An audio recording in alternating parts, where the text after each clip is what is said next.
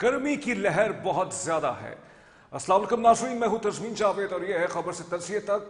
कहने दीजिए कि हमारे यहाँ मीडिया चैनल्स के अंदर इस हवाले से बहुत ही कम बातें की जाती हैं कि जो क्लाइमेट चेंज के इश्यूज़ हैं उस पर अब बहुत ही मतलब खबरों की सुर्खियों तक आपके सामने खबरें आ जाती हैं या आपको ये कह दिया जाता है कि पानी की बोतल अपने पास रखें, लेकिन इस वक्त सिचुएशन बहुत ही अच्छी नहीं है। अपना ख्याल रखें। और आज जैसे कराची में 44 डिग्री सेंटीग्रेड पे मामला जा चुका है, जिसमें कुछ हलाकतें भी हुई हैं और कुछ की वजूहात कुछ और बताई जा रही है। तो ये बहुत ही इंपॉर्टेंट मौजू है, कभी मैं इस पर आपके सामने तफसील के साथ प्रोग्राम लेके आऊंगा। दूसरा मौजू भी आज एक हो सकता था, कॉन्स्टिट्यूशनल एवेन्यू के हवाले से ग्रैंड हयात जो एक बिल्डिंग है जो कि इंटरचेंजेबल यूज होती है, कभी कॉन्स्टिट्यूशनल एवेन्यू के तौर पे यूज होती है और कभी जो है ग्रैंड हयात के हवाले से होती है। उसकी जो लीज जो थी, जो इस्लामाबाद हाई कोर्ट ने खत्म कर दी है और सुप्रीम कोर्ट ऑफ पाकिस्तान ने पहले उसकी लीज को बरकरार रखा, गिवन द फैक्ट के कॉन्ट्रैक्टर साहब अगर वक्त पर पेमेंट करते रहे। उसकी lease by the way commercial hotel के लिए थी, लेकिन उसको कमर्शियल अपार्टमेंट्स में तब्दील कर दिया गया। इस वक्त बहस ये है कि वहाँ जो जिन लोगों को वहाँ से इविक्ट किया गया है उसके अंदर हाई प्रोमिनेंट फिगर्स हैं, डिप्लोमेट्स हैं, बिजनेसमैन हैं, politicians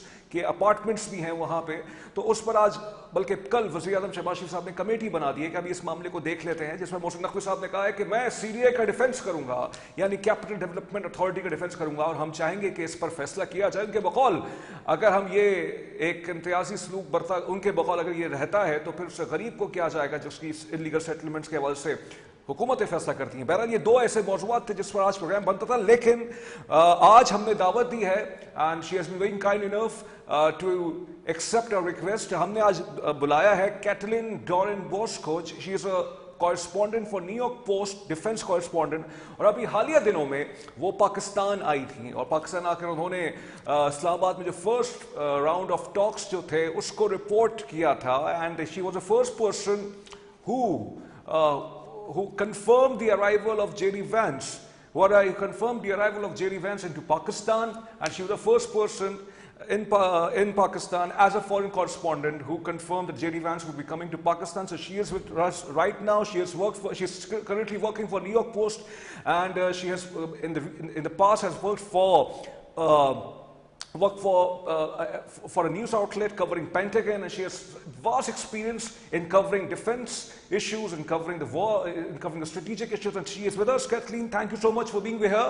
Kathleen, my first question to you would be that do you think that the negotiations between the US and Iran, given that they are still a trust deficit between both of the countries, but today we saw that Pakistan played a very pivotal part, and Pakistan and through the US through Pakistan returned all those 22 sailors who were in the ship and who were the ship was seized by the Americans last month, and now through Pakistan they would be coming back to Iran. So this is considered to be a confidence building measure, but as we speak Iran has started its offensive against the UAE in terms of that Iran understands that the Strait of Hormuz, it has the control over that Strait of Hormuz and cannot be challenged by any other country, and if there's a violation, Iran would be retaliating. So we have some confidence building measures and we have some war offensive from both sides. Where it is going?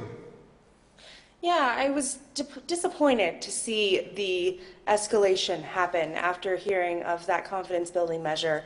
I thought that that was significant, that release of the individuals who were taken on that Iranian ship. That was a really good gesture of goodwill.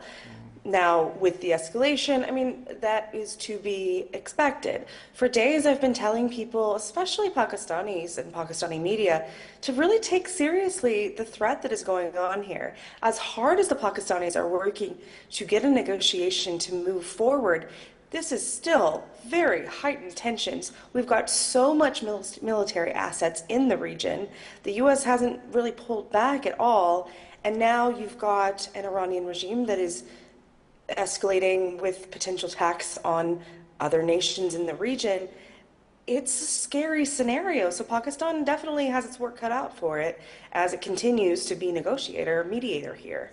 But Kathleen, like you said, now the escalation is from the Iranian side, but there's also a flip side of it, because Iranian has this perspective that the US cannot be trusted, and for instance, when they opened the Strait of Hormuz, in a goodwill gesture for the peace process to get in the streamline. The US returned back and blockaded the Iranian ports, and the oil coming from the Iran was stopped. It's being stopped right now, and as we speak, the US is still having much of the control of the Iranian ports, and it is not allowing the Iranian ships to pass through. So these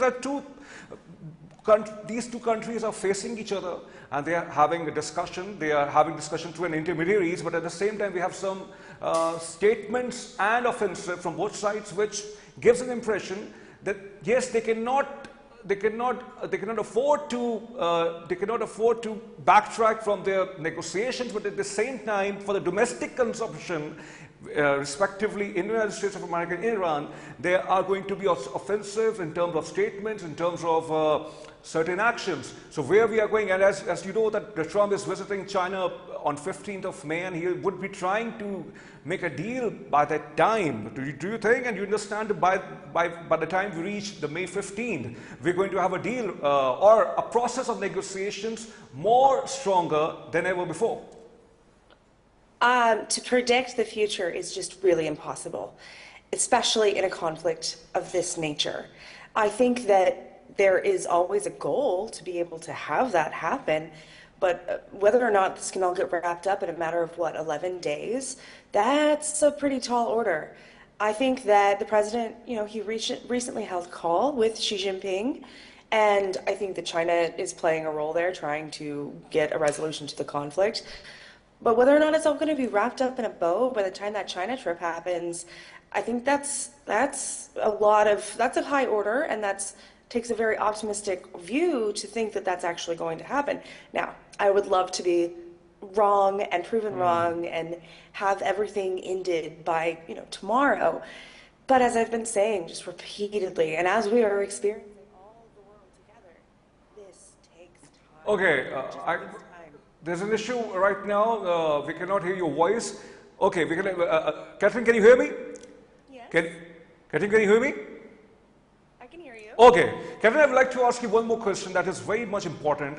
And the Wall Street Journal claims that the United States, that Iran, through Pakistan, exchanged its comprehensive peace plan, 14 points peace plan, which is contingent on the United States of America of opening the naval blockade, and then the Strait of Hormuz will be opened. But there's also an opinion that Iran also is willing to open the Strait of Hormuz, and is also expecting the United States of America to reciprocate by lifting the naval blockade. So there is a shift in the Iranian policy, which was first, according to some sources, which was first insisting the United States of America to open the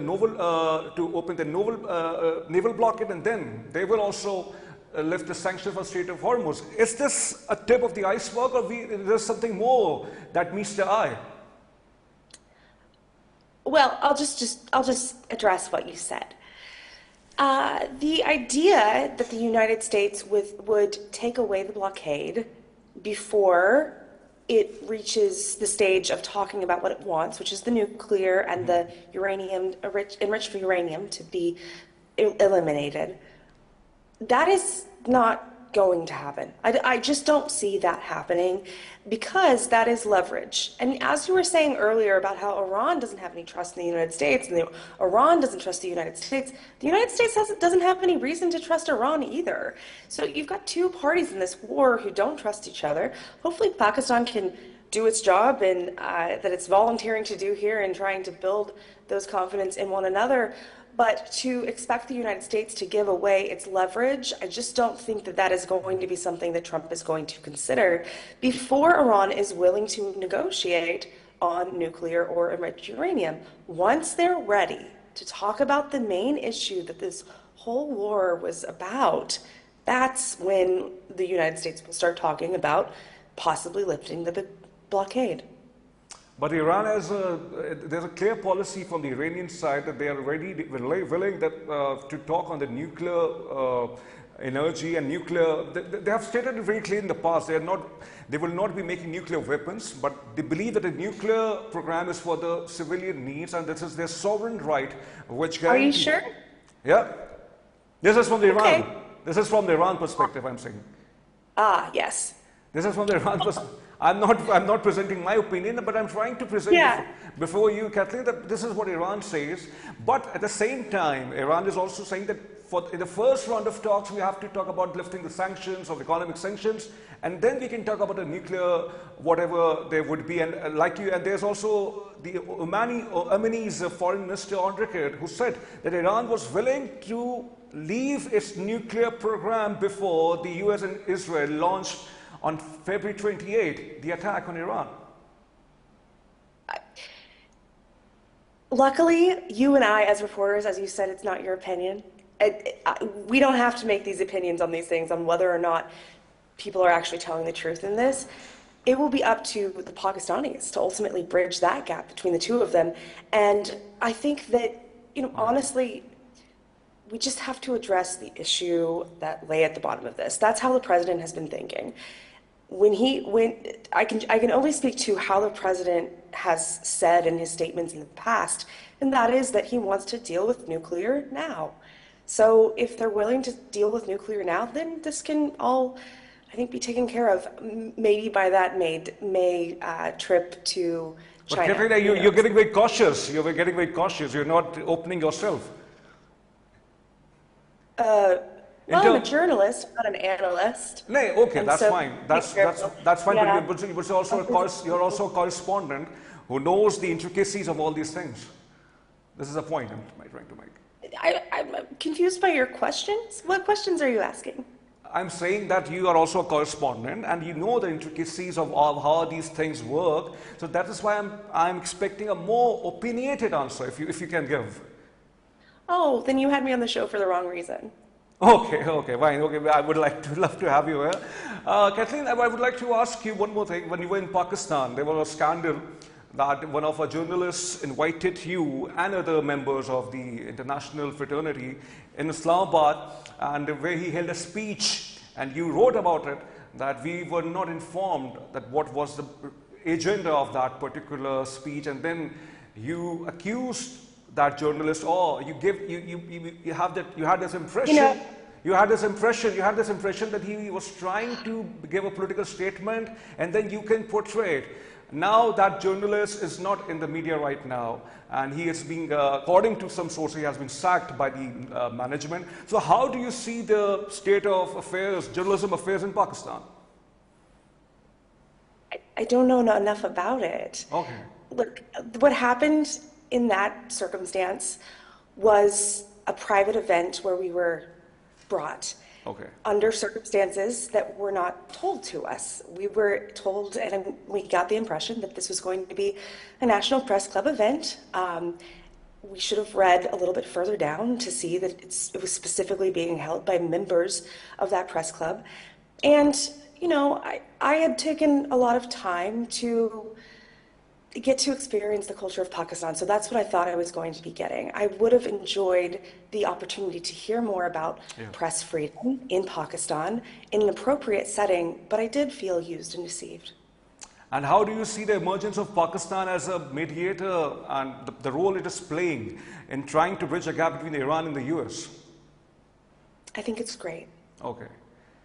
And won't it be more sufficient for the US administration to play its part in trying to create opportunity for a bilateral trade, that the Pakistanis can have a peace dividends in terms of initiating a peace process and trying to bring the two warring parties together on a single table and having in-person discussions? I have to say that I am very disappointed in this entire interview.